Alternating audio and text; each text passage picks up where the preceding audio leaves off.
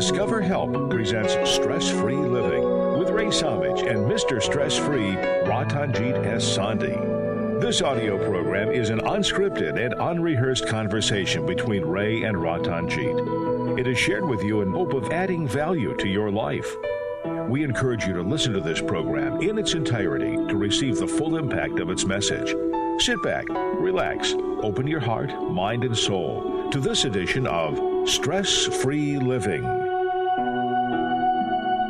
This is Stress-Free Living. I'm Ray Samich, and I'd like to welcome you today to our program. And it's my first honor of our program every week to introduce you to my co-host and my dear friend and radio colleague and life colleague, Ratanjit Sandhi. Ratanjit, how are you today? Wonderful, Ray. How are you? I'm excellent, thank you. Always better. Doesn't matter how sad I may feel or how much something may be hurting when I get together with you. It all makes the world right for this time that we are together. So I'm so grateful for you in my life. And I know so many of our listeners and viewers that join us all the different ways feel the same way about you. So thank you for being there for us. Thank you for bringing the goodness out of the both of us. Well, I want to let everybody know that you can listen to us, of course, on the radio or on the internet stream. We also especially are letting people know about our Stress-Free Living radio channel on YouTube.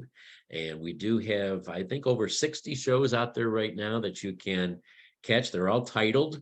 And whether you may, on any particular day, be wondering about a theme that maybe we have talked about, you can listen to it yourself or watch it yourself. And you can also share it, of course, with others who may be going through different problems in their life. And maybe some of the things that we say perhaps could help them through the different challenges of everyday's life. We're all in this together. So if we can help each other, that certainly is a wonderful thing. And also, we have a Zoom audience that is with us here today. As always, sometimes we get a whole lot of people that join us from all over the world, and other days it's just a handful. Whatever it is, we are welcome and certainly grateful for them.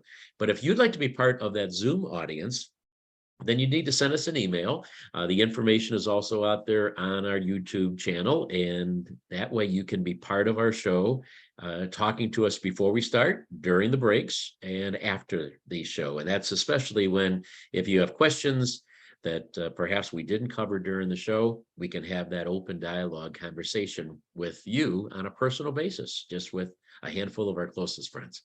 So Ratanjit, let's get... How do you get on to the YouTube channel? So if you tell them the name of the YouTube channel. Do the search for Stress-Free Living Radio.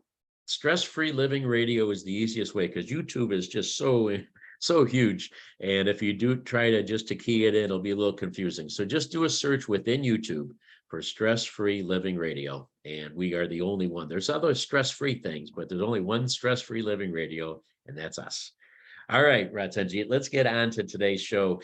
We had an interesting conversation last week about how to find courage, something that I personally feel is something that challenges so many of us, maybe not every day, but even if we are confident and we are a person who has courage, certain things challenge us at times. Certain situations we go through just kind of make us question, how do we find it? Where do we find it? And after the interesting show that I think we had, we came up with the idea that the way that you can do it on a regular basis is by developing certain habits that will allow us to find courage, to be able to, even in the darkest moments, the most fearful times of life, when we're questioning things internally, we can dig down. And that's what we're going to talk about today. What are the habits, all the habits in life that we develop that don't really serve a whole lot of purpose? They help us get dressed in the morning, and they help us drive to work during the day. They help us wash the dishes, because all these things are on autopilot, all these habits that we've done. Let's talk about some serious habits that can help us in life. Which ones should we build on to develop the kind of a framework of our mind and our body so that we can be courageous in our life. Is it before we go into that, it is very important to mention the courage in life is equivalent to when my wife has a old Saab and it's a turbocharge. So when the engine gets on turbocharge, it has extra energy. So similarly, when we put our thought process or life on courage, we are putting on extra energy, extra motivation, extra things to achieve that.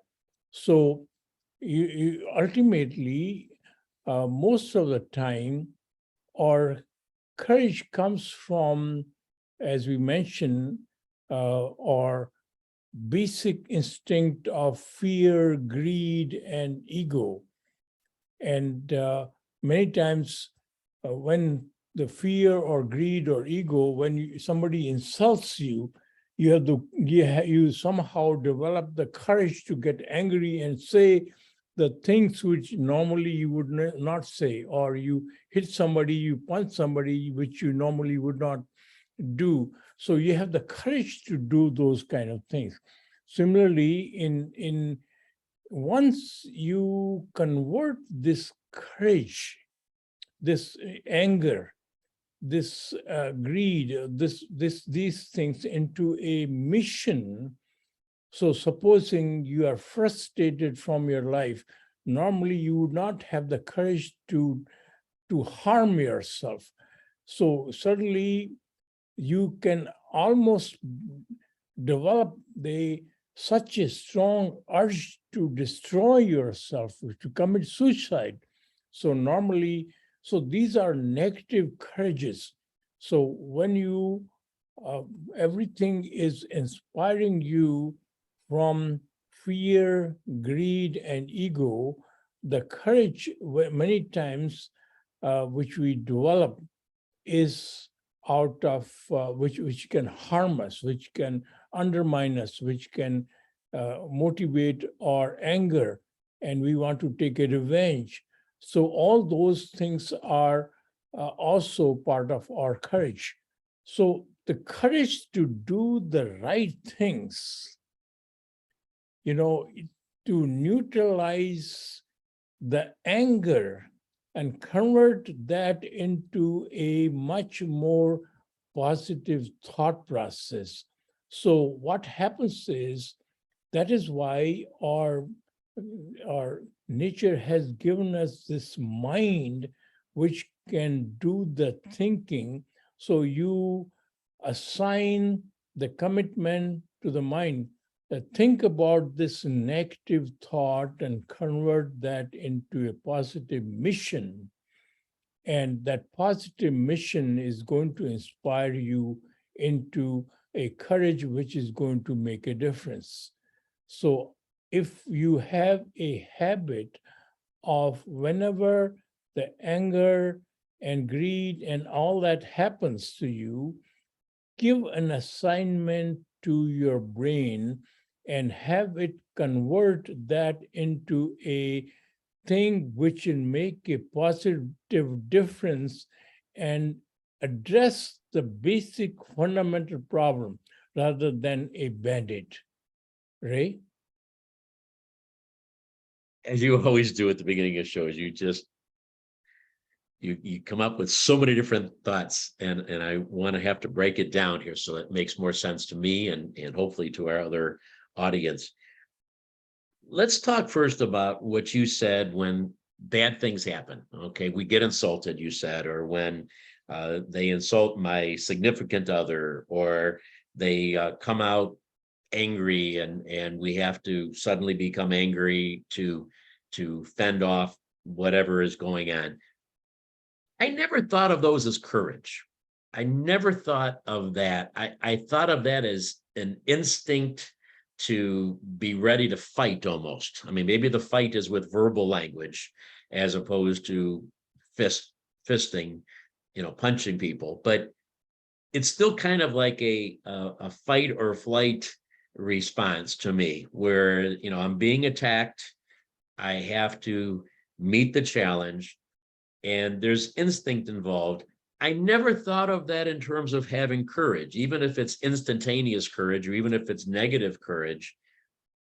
Can you elaborate why you think that is? I mean, what isn't that just a defense mechanism that says, if you're going to be mean to me, I'm going to be mean to you. If you're going to fight, I'm going to fight back, or I'm going to run away. But I never thought of that as being courageous. These are all interchangeable words. You can look from a different window. You can look from the courage window. They'll make sense, and you can look from your instant reaction. That is ultimately what the system, body system does is puts you on a turbocharge. So you have higher energy. That is what happens when we have courage, right? Courage is always, you do things which normally you would not do, and many times you think it's not possible for me to do, and then there is courage which comes in you. You would try on things which you have never done before, which you thought you could never do them before.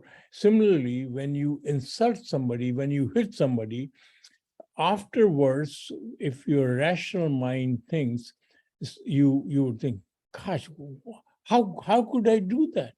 Why did I do that? So at that moment, you lost control because of courage. It's the same thing. When you jump into fire to protect a child or somebody's life, and you have instant courage, you don't think of harming yourself. You are thinking of saving somebody. So you certainly put yourself in turbocharge to go into that situation. And many times, instead of saving somebody, you end up killing yourself. So it is all because of courage. And of course, we end up calling them heroes and this and that. So ultimately, courage is we understand this. Courage is something, a power within us, which allows us to do things otherwise many times we would not do. Right? Yeah. Okay. You've satisfied me on that one.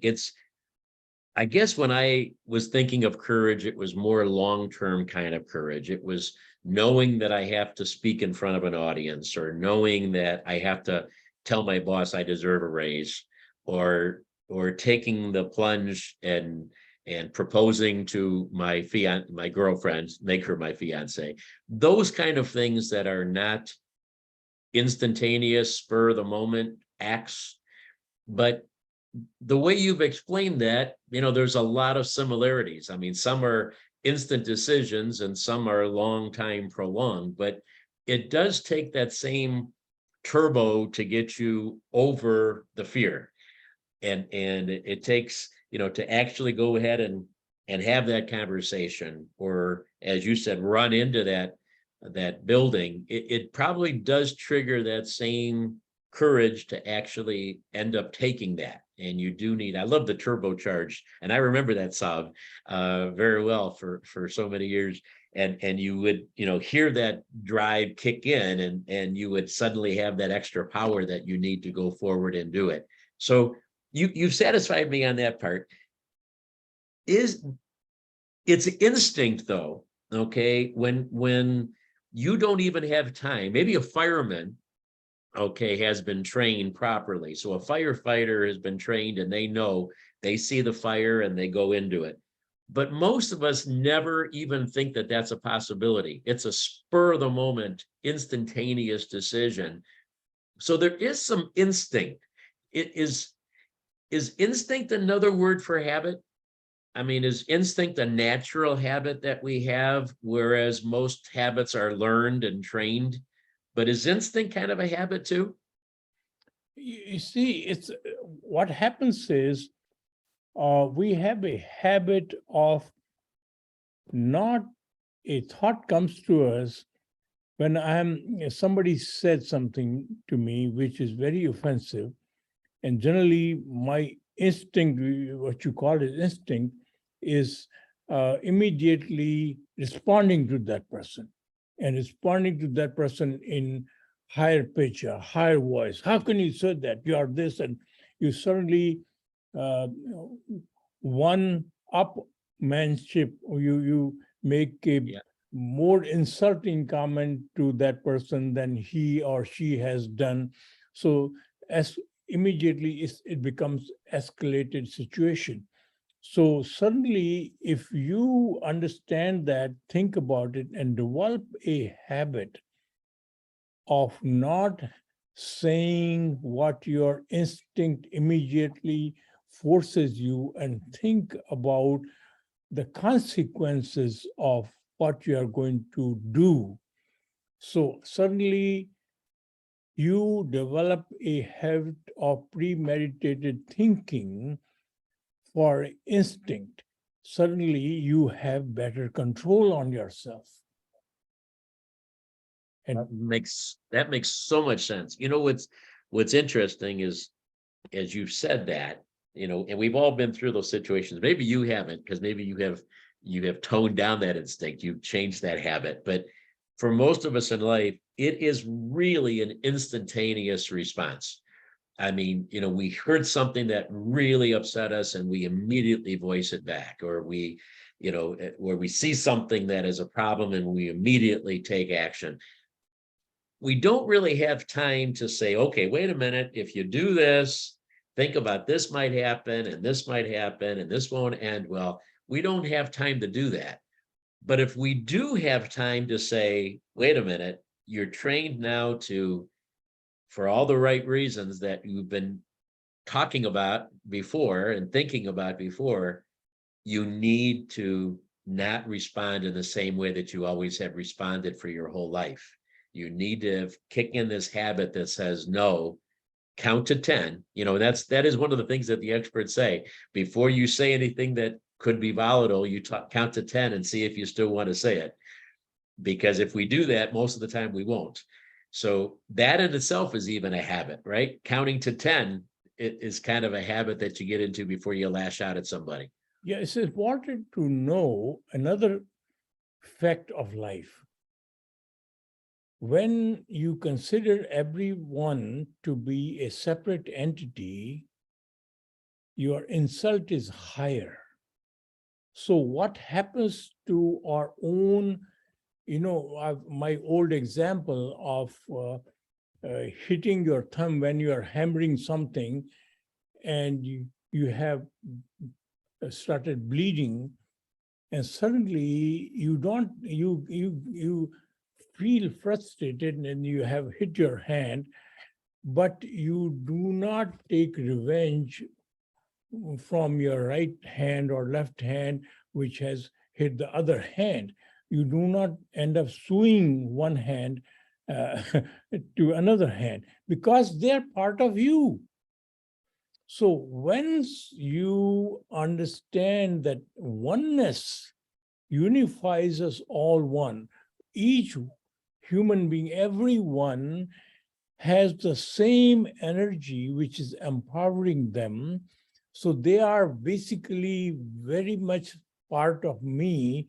So then you have a incentive to understand them, why that person is angry, why has he said that, is there something more than what appears to be on the surface. So you go to the root of the problem, and rather than acting on the surface based on what somebody says or somebody does. So you have better incentive, inner incentive, because you know that that person is same as you, and instantly it parts you into gratefulness and love and compassion. So you have love and compassion for everyone, when even when somebody is screaming and hitting you. It's kind of fascinating. interesting how we think things are a certain way in our life. We think we're thinking and understanding a certain way. And then when we have these conversations, we look at them maybe for the first time ever, or for the first time in a while, and we see the other side of that two-sided coin. That's what we're doing today. And really, from the very beginning, Ratanjit, you said how we can convert that negative courage, that negative turbo energy into positive. That's what we're talking about as part of removing our stress from our life and building courage along the way to do the right thing. We're going to unravel this much more when we come back in just a moment, and we'll do that. Please stay with us. All right, welcome to all of our listeners here as we're on a quick break. Give me a question or two that's in your mind, and we'll be happy to talk about it on the show.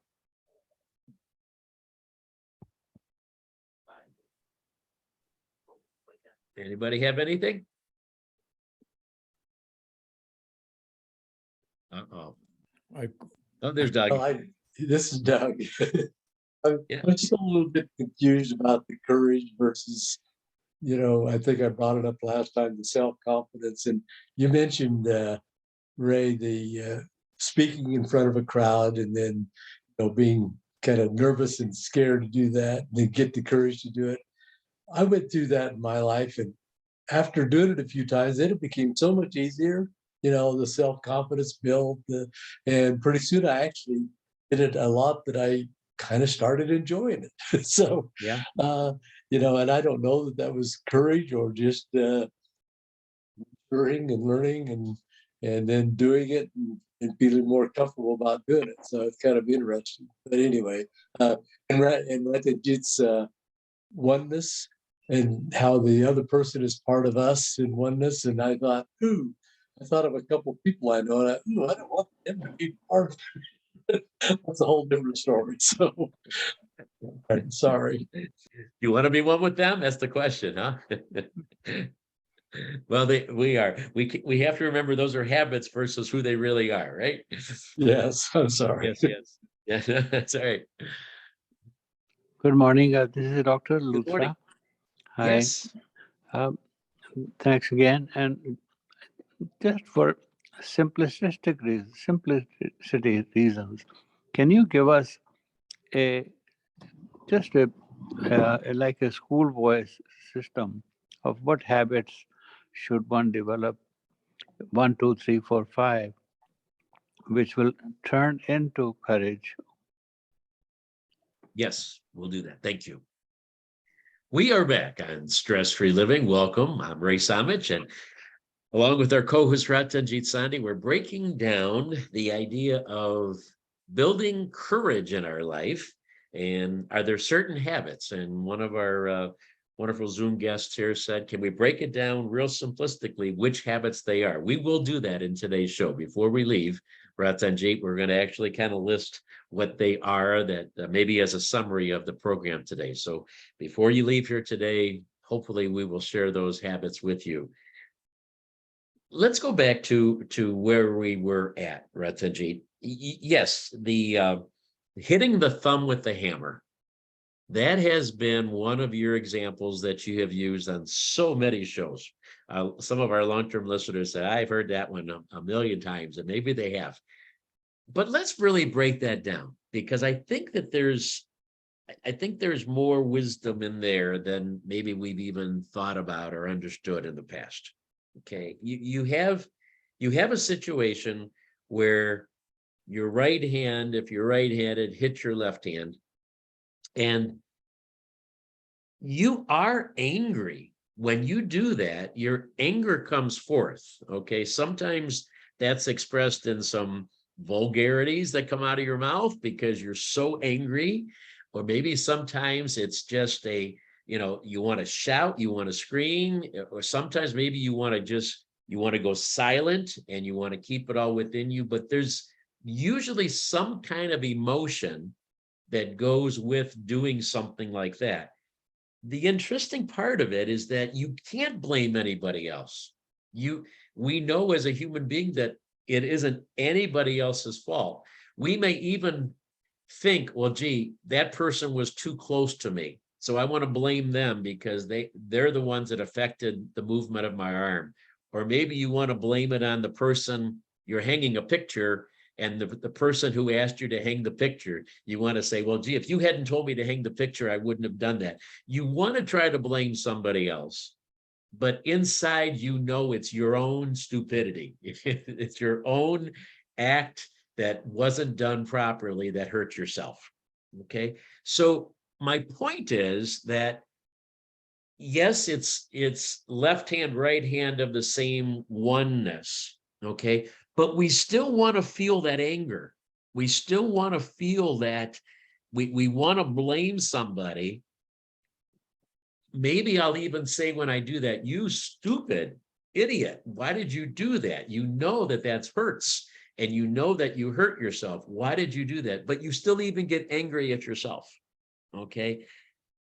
Again, the point I'm making is the anger is there. Is there a habit then to convert that high emotion, that anger, and allow that to be something valuable, something that can take that same turbo negative energy and turn that positive, even against myself, even against another part of the oneness?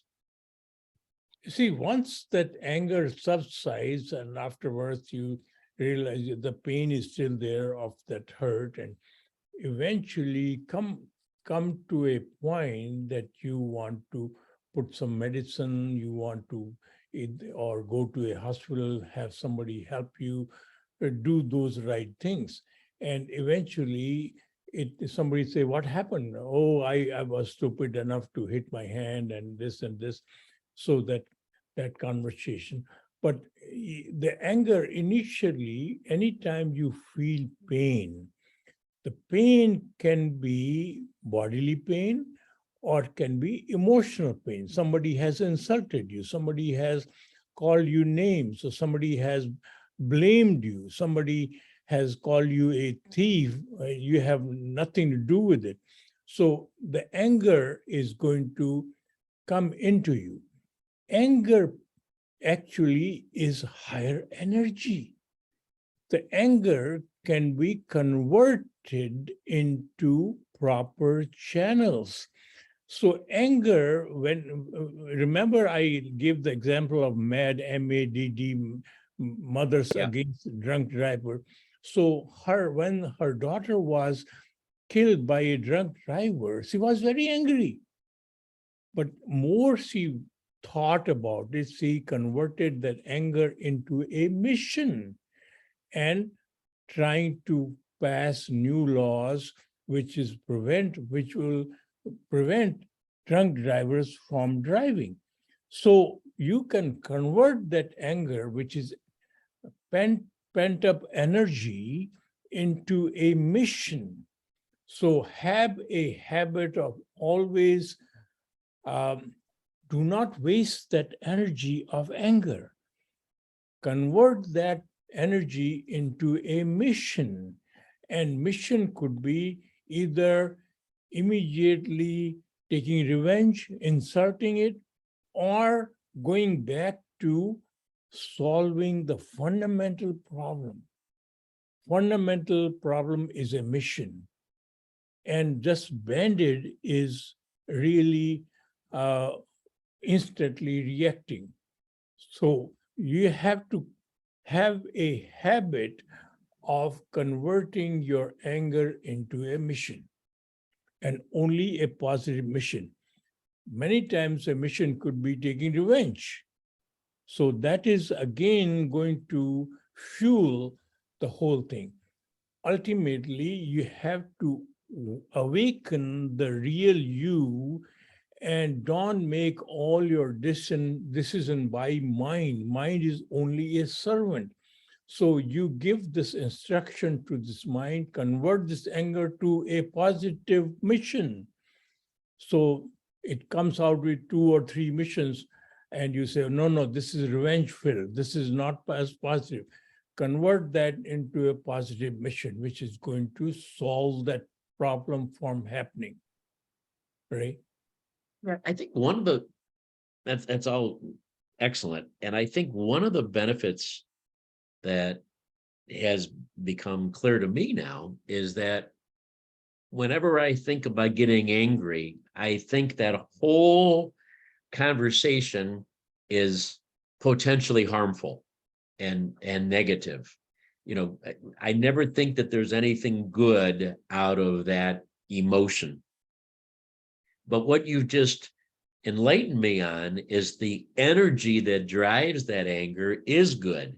That energy, that passion that comes in that scenario has a potential of being great and taking you over, you know, out of the norm and putting you into a special range of capabilities. But we have to be able to convert that anger into something positive. And so, you know, it actually isn't a negative. Maybe what you do with that anger, maybe what you say or how you act with the anger can be a bad thing. But the anger itself is simply an outpouring of passion. And we just need to be able to control that and convert that into something positive. And, you know, I think on the surface there, it you know, it really changes my whole perception of how bad anger is and says, wait a minute, just what are you doing with that anger? How do you use that in a positive way? So we are developing some habits here. We're stopping. We've already talked about having a habit of stopping so that we don't use the negative instinct to react in a negative way, but we train ourselves to have a timeout, if you will, or a countdown and say, no, you know, don't act too quickly. So those are a couple of good things. One of our other Zoom guests here asked about how we can use our courage to actually go from a fear mode to actually going to something that we enjoy and expressing ourselves and advancing it. They say the number one thing that people are afraid of, even more than death, is public speaking.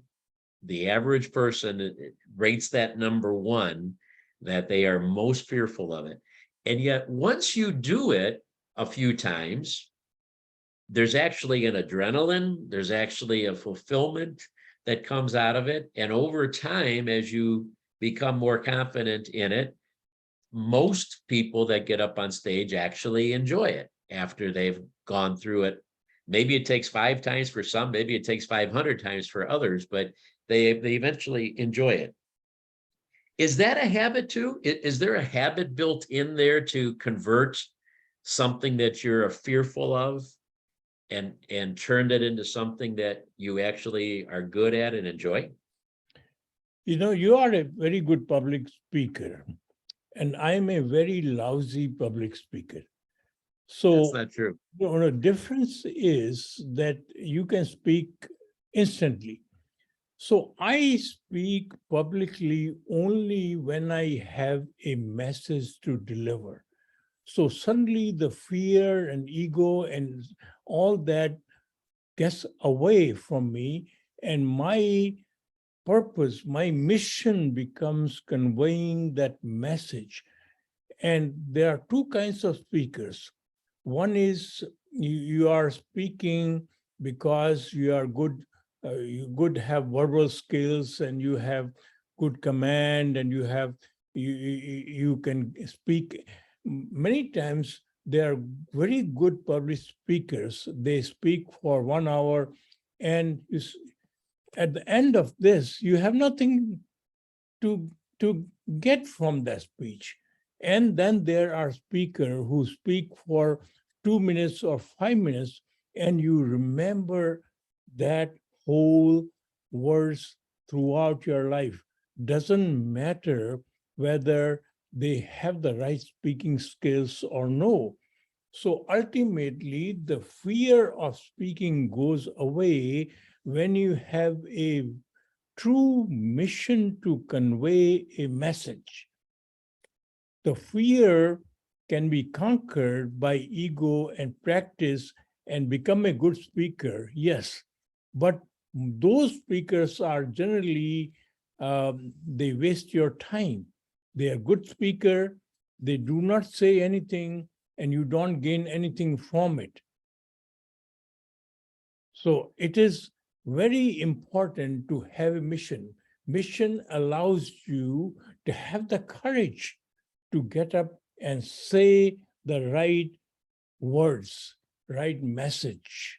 So you don't have to be a speaker for that.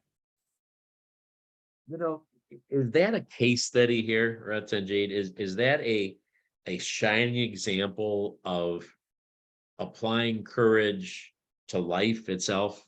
You know, what we talk about, and everybody visualizes, okay, speaking in front of a crowd, and that whole, again, let's call it a case study of me having to get up in front of a group of people, and I'm very nervous about it, and I don't have confidence, and I'm afraid of what I'm going to say, and I'm afraid what they're going to think of me, and how I'm going to look, and all of these things. Is that kind of applicable to life itself, living our life with purpose, with a mission?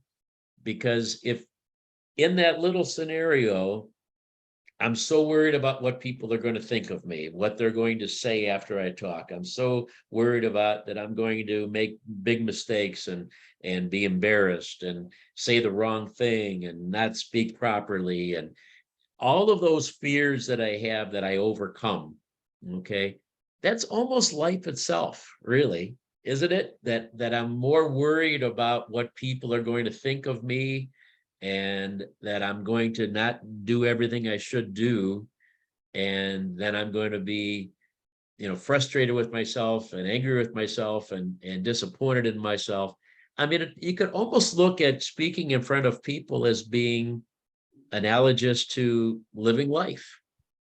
Yeah, it's a brilliant observation. And again, all our life, remember, we live as brain as our master. We never awaken the real us.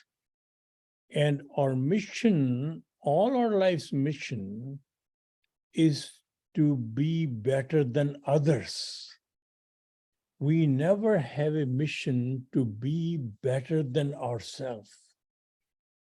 And to be better than ourselves is not incentivized by having gold medal or any trophy or money or fame. It is incentivized by making a difference. So once you are awakened, your mission, your purpose is different. And then you begin to use your mind as a servant and ask the mind, I want this done. So mind says, oh, it is very difficult. So no, you stay focused on solving and resolving how to do it. So you can force your brain, which is very creative. Once brain is given that mission, it will formulate a strategy and come out with a mission, and what the world calls it a courage. And courage is to do the right thing, and courage only, the true courage happens. There are two aspects of it. Courage can happen, which we normally see, which is ego, fear, and greed-driven. And then there is a true mission-driven, and the mission can only happen when you awaken the true you, and through you begin to guide your brain, and the real courage happens to do the right things, right?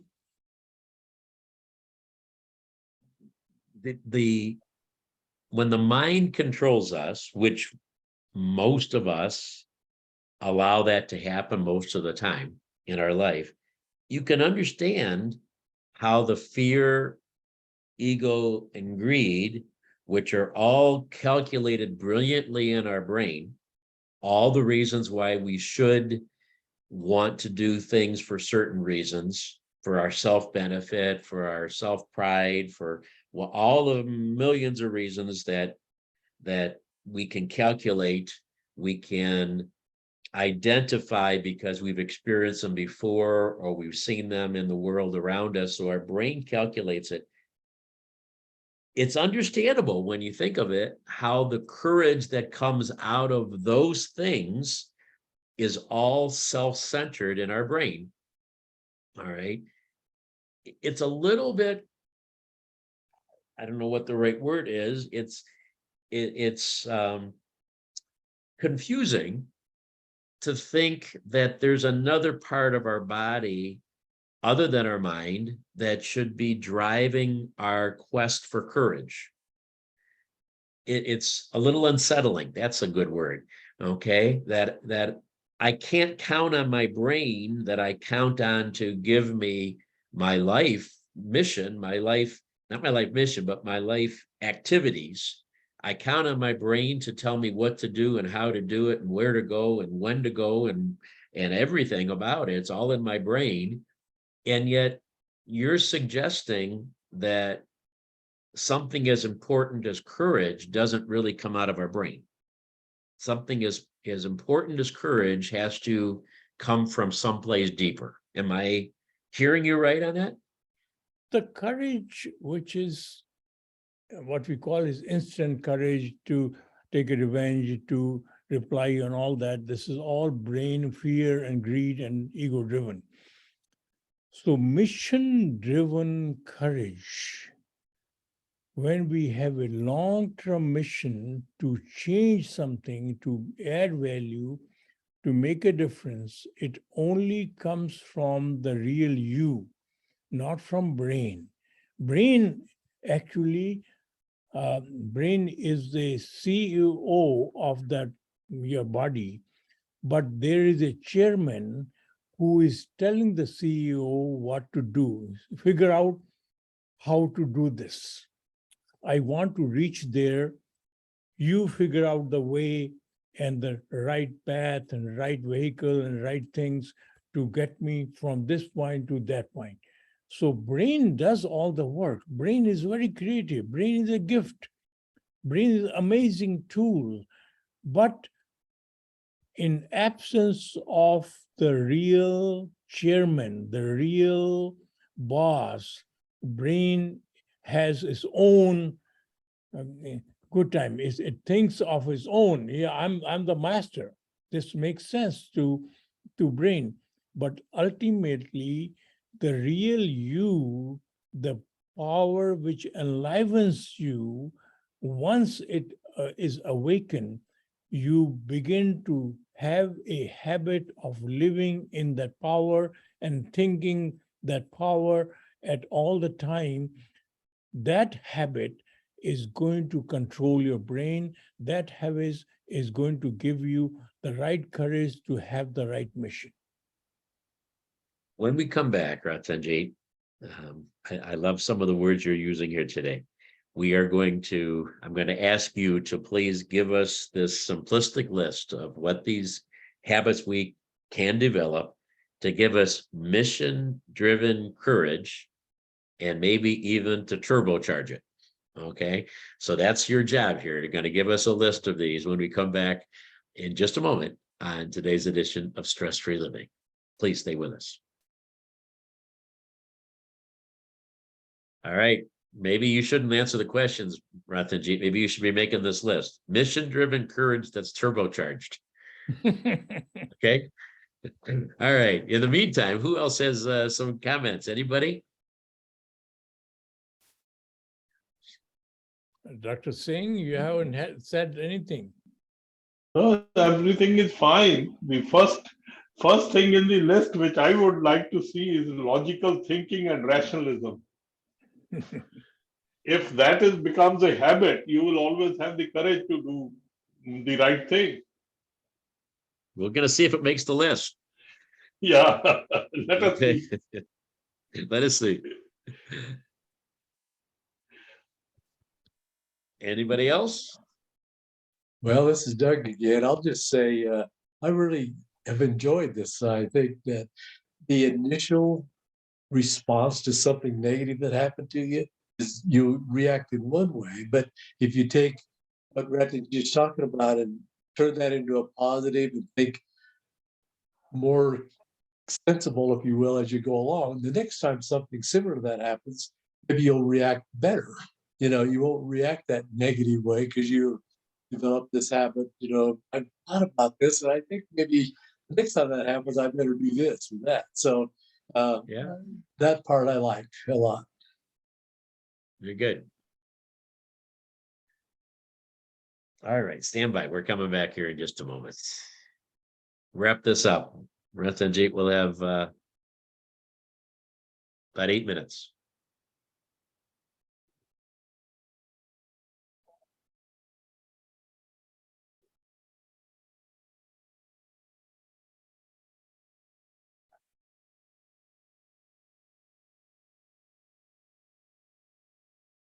We are back on Stress-Free Living. Ratanjit Sandhi, yours truly, Ray Samich, with you today, and having a very interesting conversation about courage and about developing the habits that can allow us to have courage. And as we found out today, maybe there's some habits that we can use to convert negative energy, energy that is out of our control in terms of the emotions that go with it, and turn that into a way to give us some real turbocharged positive habits. And one of those, or many of those, hopefully giving us a path to living courage.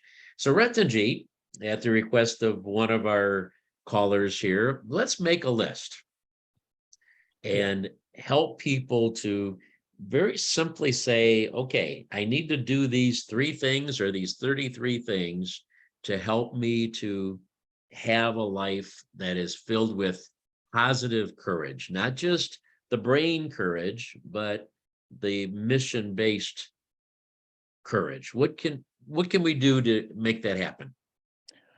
Well, the most important habit, which controls all our habits, they are the result of those habits. Instead of making a long list of habits, if we develop this one habit, which will give you the right courage, it will give you the right happiness, and everything, your life suddenly falls into place. And that habit is to let the CEO operate, always have the CEO being awake. You have to have the habit of living in oneness. Now, the thing is, anytime you do certain things 40 times consecutively or 90 times consecutively, it forms a habit. So I would repeat that exercise once again of constantly allowing you to be operated by the real one. So what happens is, if you do this exercise 40 times regularly, every single day at the same time, it will form a habit. It will begin to form a habit. You have to continuously do that for your life. So get up in the morning, select a time, and do that exercise at the same time.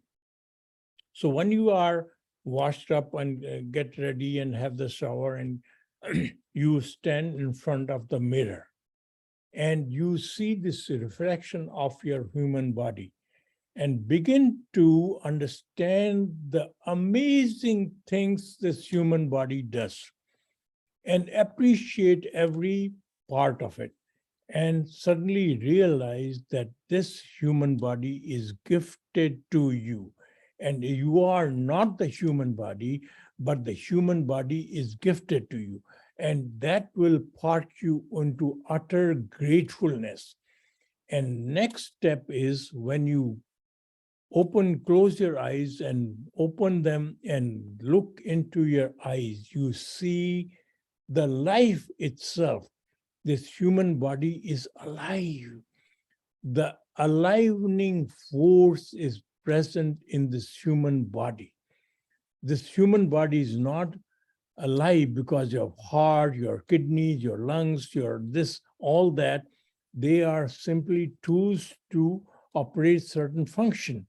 So the human body is alive because a force, which is unifying force, which is present in everyone. So once you recognize a force, you bow to that force. So suddenly our ego disappears because you are not the human body and you are not the force. So who are you? You are absolutely absent. The me goes away. So you have gratefulness in you, and suddenly your purpose is directed by the oneness, the superpower, which is going to direct your mind to the right things.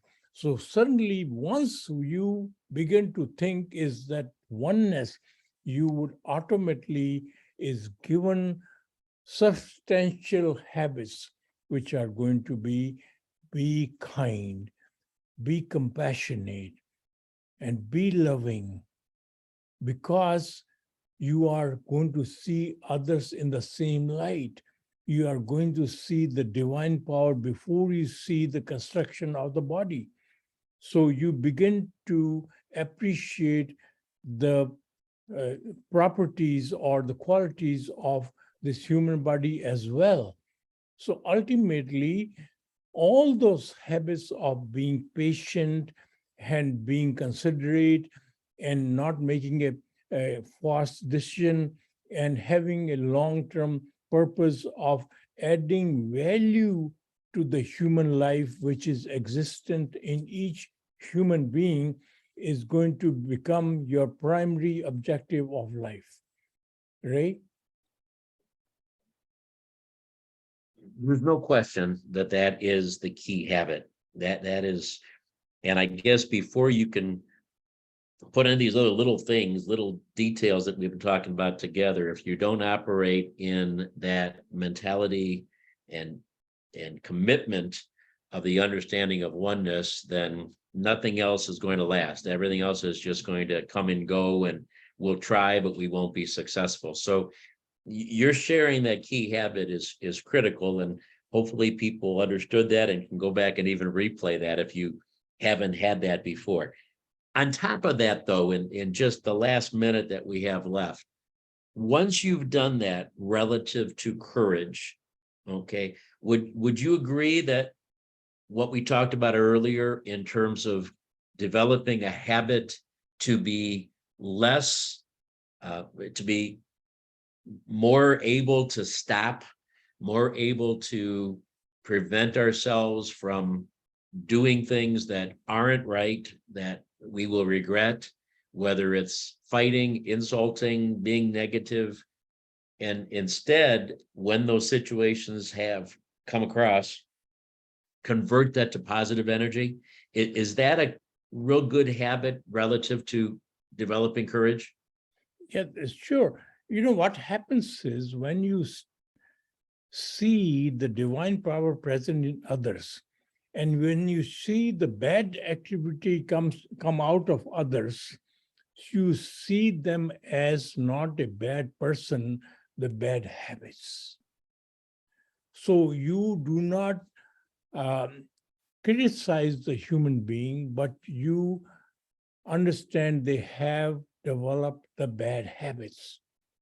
So suddenly your mission is to give them the right information to make them have better habits so that they can eventually become value-adding entity. So with that, we are more tolerant, we're more patient, we feel empathy, right? So suddenly those things will prevent us actually from lashing out, from saying things and doing things that we would regret later. So I can see how that key habit ultimately will allow everything else to fall in place. Ratanjit, thank you so much, as always, for enlightening us, for sharing your thoughts, your wisdom, your love with us. We appreciate that very much. Thank you so much. And we appreciate all of you for joining us for this edition of Stress Free Living. Remember, we're all playing the same game. Have a great day. We'll talk to you again soon. Yeah, thank you.